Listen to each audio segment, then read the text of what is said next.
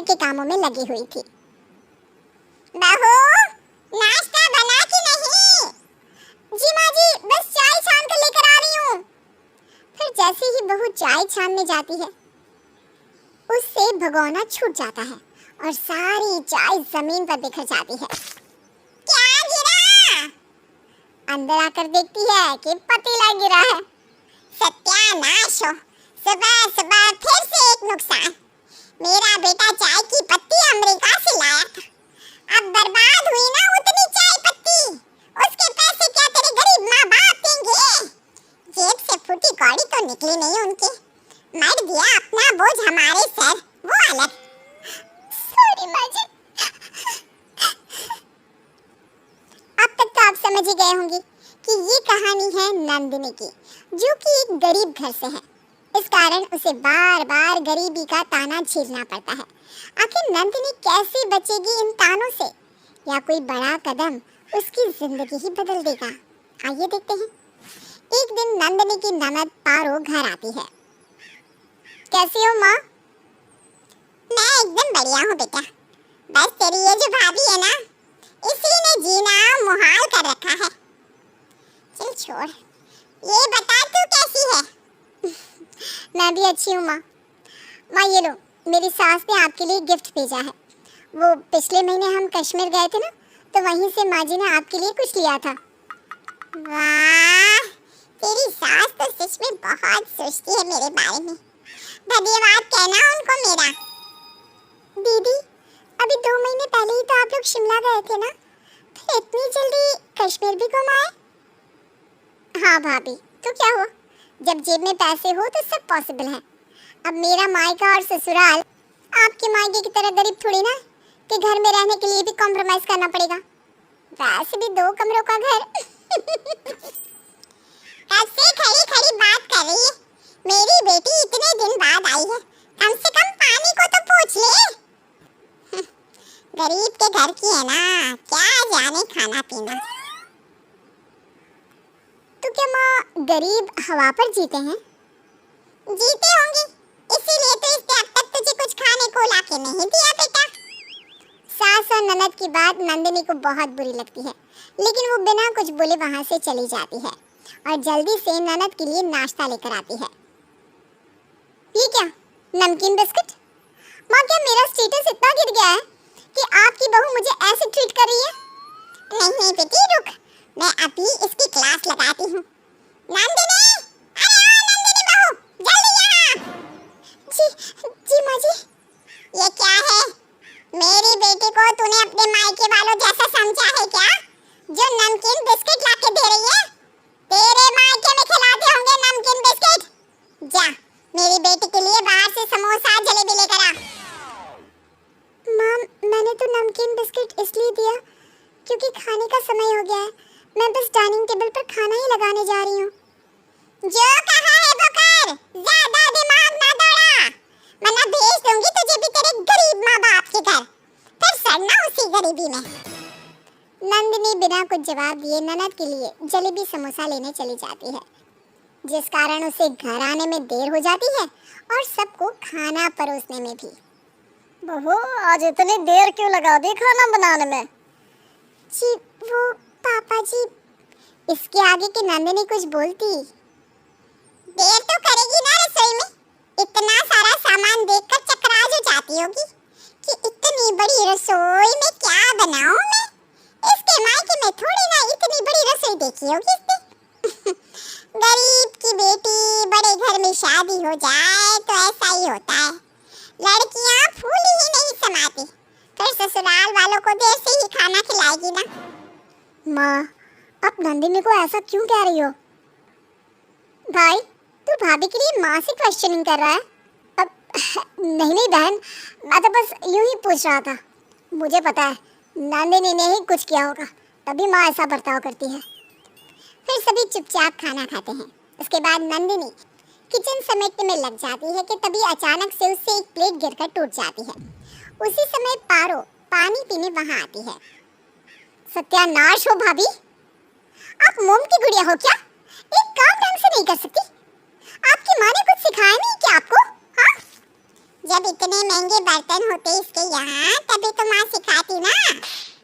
अब तो धन्ना सेठ के यहाँ आ गई है, अब तो तोड़ फोड़ लगा ही रहेगा, वरना पता कैसे चलेगा कि मायका भले ही गरीब हो ससुराल वाले तो करोड़पति हैं।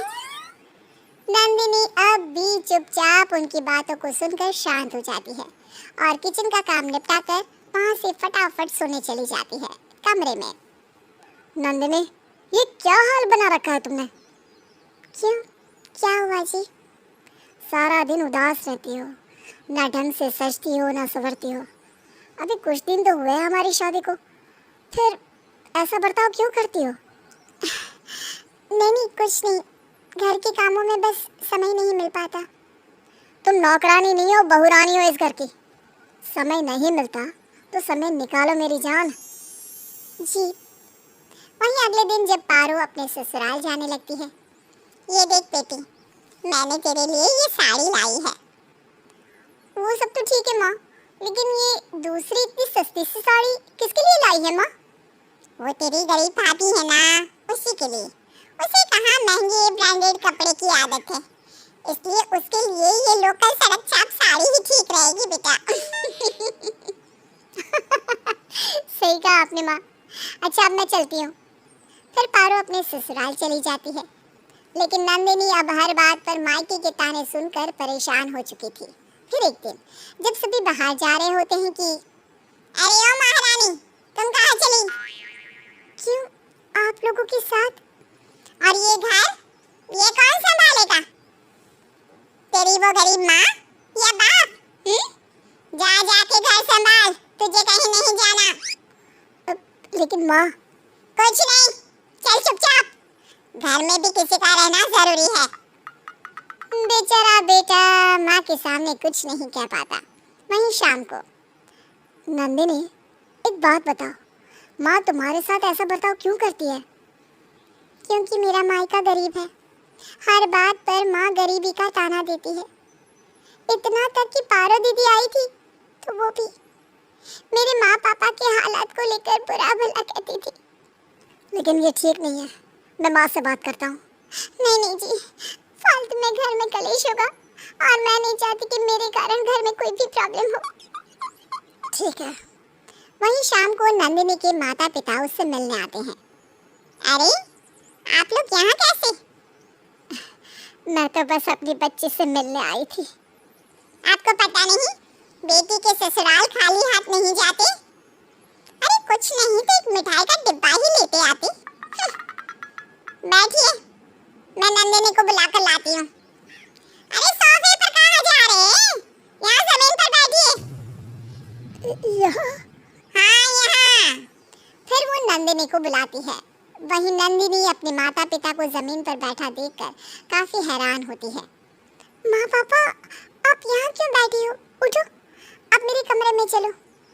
कहीं नहीं जाएंगे, ये यहीं मिल ले और यहीं से विदा कर। आप लोग यहाँ क्यों बैठे थे? वो सब छोड़ बेटी, मैं तो तुझसे मिलने आई थी। बहुत दिन हो गए ना तुझे देखे, तो बस मन किया कि मिल लो। हाँ बेटा, अब दिल को सुकून मिला तुझसे मिलकर, अब हम चलते हैं। माता पिता तो वहाँ से चले जाते हैं, लेकिन अब नंदिनी का गुस्सा फूट पड़ता है और वो ये निश्चय कर लेती है कि सास को सबक सिखा कर रहेगी।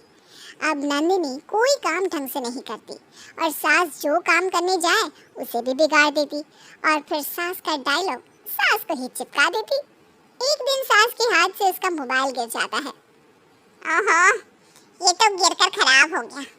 बहू, ये मोबाइल अंश को देके बनवाने को कह देना। अपने पति को कहो ना, मेरे पति को क्यों? और मोबाइल कितना महंगा आता है, संभाल कर रखा कीजिए। आपके अमीर मायके वाले नहीं देके गए ये। अमीरी तो बस दिखावा है, जेब से फूटी कौड़ी नहीं निकलती उनकी। आती है तो सूखा लड्डू लेकर, जिसे कुत्ता भी न खाए। सास बहू को एक टक देखती रह जाती है। ऐसे ही अब हर बात पर बहू सास को जवाब देने लगती है। फिर एक दिन, आज मेरे भाई भाभी आ रहे हैं, अपनी कैंची जैसी जुबान बंद रखना और ढंग से सारे काम करना, कुछ अच्छा खाने में बना लेना। ठीक है, जिसके बाद बहू किचन के कामों में लग जाती है। और जब सास के भाई भाभी आते हैं तो लीजिए मामा जी, चाय पीजिए और ये लीजिए बिस्किट खाइए। ये बिस्किट तो कुत्ते वाले हैं ना, और पानी से कितनी बदबू आ रही है। हाँ तो क्या हुआ, जमीन के नीचे का पानी है, वो तो अच्छा होता है। और बिस्किट कुत्ते वाली है तो क्या हुआ, आपका स्टेटस मेंटेन करने के लिए सबसे महंगी बिस्किट लाई हूँ मैं। दीदी क्या है ये, आपने हमारी इंसल्ट करने को यहाँ बुलाया है क्या हमें? नहीं नहीं भैया, ऐसा नहीं है। बहू जाने क्यों ऐसा कर रही है। शांति से ढंग से काम कर, वरना तुझे भी तेरे फटीचर माँ बाप के पास भेज दूंगी। सॉरी माँ जी। मामा मामी चलिए हाथ मुंह धो लीजिए, खाना तैयार है। डाइनिंग टेबल हर प्रकार के खाने से भरा होता है। ये देखकर सभी बहुत खुश होते हैं। चलो बहू ने नाक कटाने से तो बचा लिया। लेकिन मामी एक निवाला खाते ही, ये क्या, खाने से कितनी स्मेल आ रही है। हाँ बहू, तुमने आज ही इतना खाना बनाया और इतनी जल्दी खराब हो गया। नहीं नहीं मामा जी, ये सब खाना तो 1 महीना पुराना है, आज फ्रिज से निकाला ताकि सब खत्म हो जाए। ये देखकर मामा मामी को बहुत गुस्सा आता है। दीदी आज के बाद अगर हमारी इंसल्ट करानी हो ना तो कभी घर मत बुलाना। हाँ, और अगर मेहमान की खातिरदारी करनी नहीं आती तो हमारे घर आ जाओ दीदी, हम सिखा देंगे। वैसे भी हम तुम्हारे ससुराल वालों की तरह गरीब नहीं है। आज पहली बार सास को गरीबी का ताना मिला था। ये सुनकर सास गुस्से से बौखला जाती है और बहू पर भड़क जाती है। तूने ऐसा जानबूझकर किया ना, मैं सब जानती हूँ। हाँ, जानबूझकर ही किया ताकि आपको सबक मिले। आपके मायके वालों के साथ गलत हुआ तो आपको गुस्सा आया, आपको गरीबी का ताना मिला तो इतना बुरा लगा। और मेरे बारे में सोचो, जब से आई हूँ एक दिन भी ऐसा नहीं कि आपने मेरे मायके वालों को बुरा भला नहीं कहा हो, लेकिन मैंने तो सब सह लिया। इसके बावजूद आपने मेरे मम्मी पापा की बेइज्जती की, बस उसी का सबक था ये सुनकर सास को अपनी गलती का एहसास होता है। माफ करती मुझे, मेरा दिमाग खराब हो गया था, मैं कभी ऐसा नहीं करूँगी।